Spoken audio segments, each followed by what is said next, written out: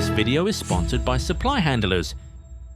Yan Diomande was always going to be one of the hottest names on the block this summer, and so far, it appears that Liverpool are the ones who want him the most.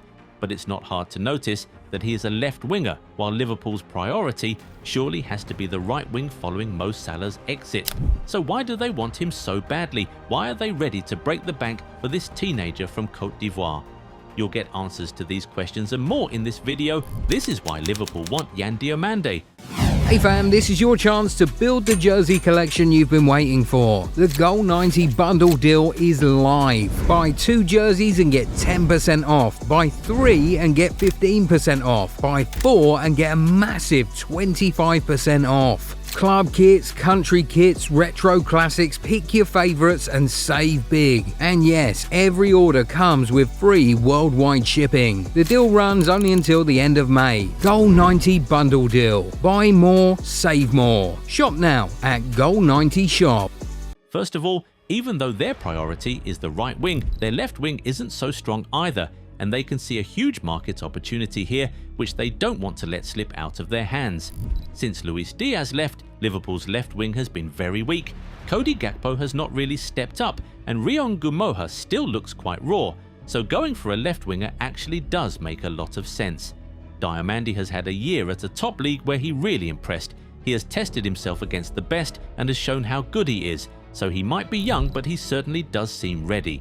But here's the really interesting part. Yes, Diomande is primarily a left winger, but he is one of those players who can do a really good job on both flanks. In fact, he played more on the right than on the left for Leipzig, and that was where most of his goals came from. So you can see this might actually be a stroke of genius from Liverpool. Buying a player who can slot in on either flank will always be very valuable. This way, he can play primarily on the right and won't stunt Rio's growth, who himself is another teenager who looks very promising. A signing like this can also allow Liverpool to say goodbye to Gakpo and then go out for a less expensive or perhaps even free right-wing option like Jarrod Bowen or Harry Wilson. This way, Diomande can be the primary left winger and secondary right winger. It's just a really brilliant plan. And remember, he's young, so even if it seems like it's an expensive deal, this is a player the club would be expecting to dominate for the next decade, so they'll eventually get returns on their investment. I mean, we're talking about a teenager who was directly involved in 22 goals in 36 appearances across all competitions this season.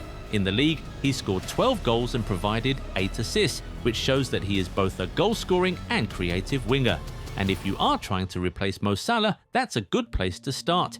Salah carried most of the goal-scoring and creative responsibilities in the team, so Liverpool knew that they could not just go out and get a winger who only scores or one who only creates.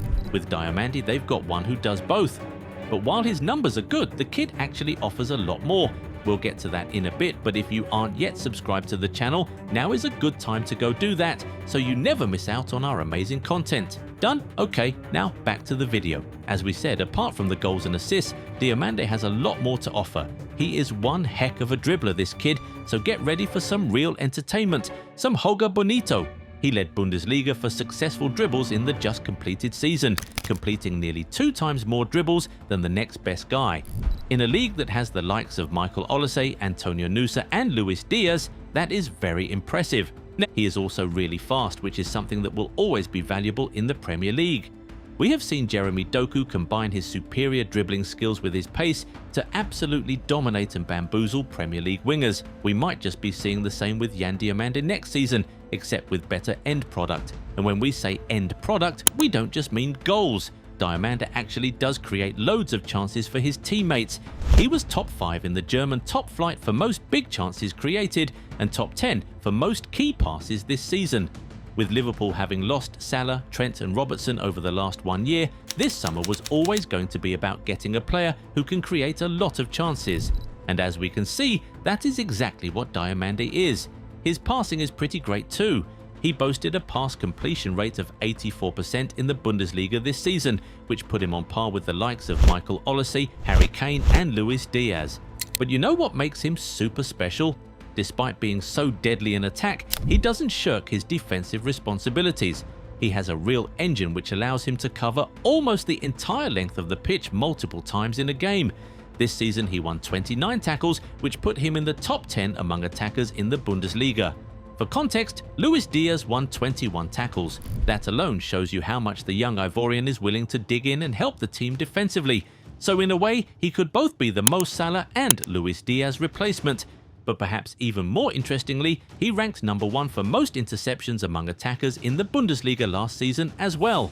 So there can really be no question marks about the defensive part of his game. This right here is a hustler through and through. He is fast, brilliant, energetic, and strong. Yes, very strong. He led the entire league for most ground duels completed this season. Yes, he won more duels than even midfielders and defenders. That's how strong he is. So, when you combine his pace, tricky feet, and strength in duels, it becomes almost impossible to get the ball of Yan Diomande. This right here is a special baller, which is why he was named the Bundesliga Rookie of the Season. He might be young, but he already has experience playing in 2 of the top 5 leagues in Europe, so you can say that he has had some preparation for the Premier League. And even if he doesn't hit the ground running, he has all it takes to eventually come good for Liverpool, so you can see just why the Reds want him. And let's face it, they want him also because others want him. Yan Diomande is one of the hottest properties in Europe this year. He has been linked to PSG, Man United, Arsenal, and even Barcelona before they signed Gordon.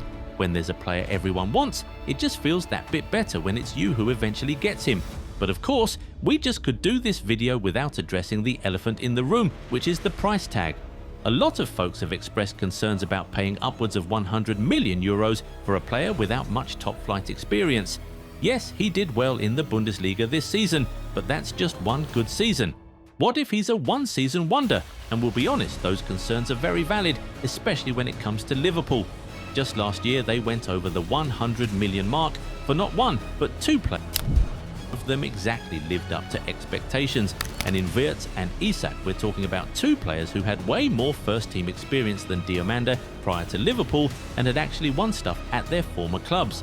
But the pressure of their huge price tags, coupled with physical issues in Isak's case and the jarring switch to a new and faster-paced league for Wirtz, made them both have quite uninspiring debut Premier League seasons. So yeah, you can get why fans and pundits are calling for caution with this one, but the truth is that it's just the nature of the market right now. Mudryk went for 70 million euros 3 years ago, Antony went for 95 million euros 4 years ago, Sancho went for 85 million euros 5 years ago.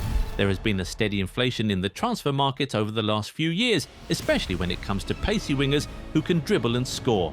So the harsh reality is that if you want to bring in quality, you have to spend big. Also, with Yan Diomande, you're talking about a 19-year-old who is just 1 year into his 5-year contract with RB Leipzig.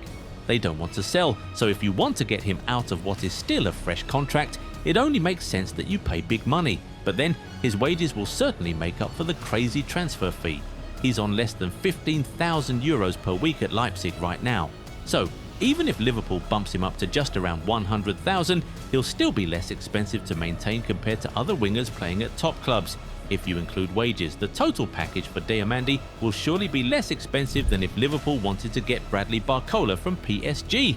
Also, they're currently paying Gakpo and Chiesa 250,000 and 150,000 pounds per week respectively. Bringing in a younger and better player at cheaper wages, which then allows you to sell both those players, sounds like great business if you ask us.